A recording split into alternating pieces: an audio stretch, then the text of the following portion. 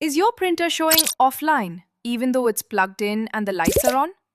It is one of the most frustrating tech glitches because the solution isn't always obvious.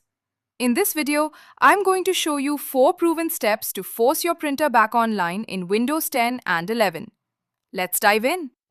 Welcome to Print Smart Help. If you need instant support, you can call the number on your screen. Before we mess with settings, let's do a 10-second check. Step 1. Restart the printer.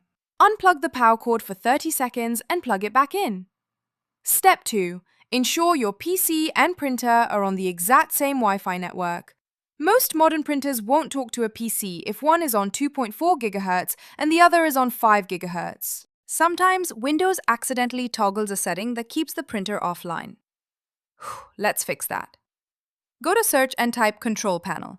Click Hardware and Sound, Devices and Printers. Right-click your printer and select See What's Printing or Print Queue. Click the Printer tab at the top. Crucial! Make sure Use Printer Offline is unchecked. If there is a check mark next to it, click it once to disable it. If that didn't work, the brain of your printing system might be stuck.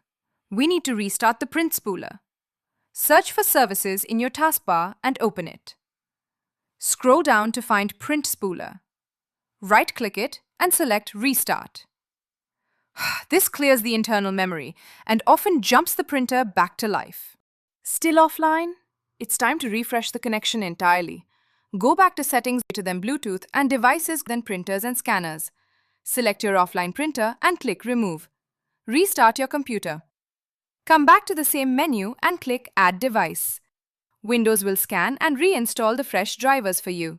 One of these steps should have you back to printing. If you're still seeing an error code, drop it in the comments below and I'll try to help you out. Don't forget to hit that like button if this saved your workday and subscribe for more tech fixes. See you in the next one.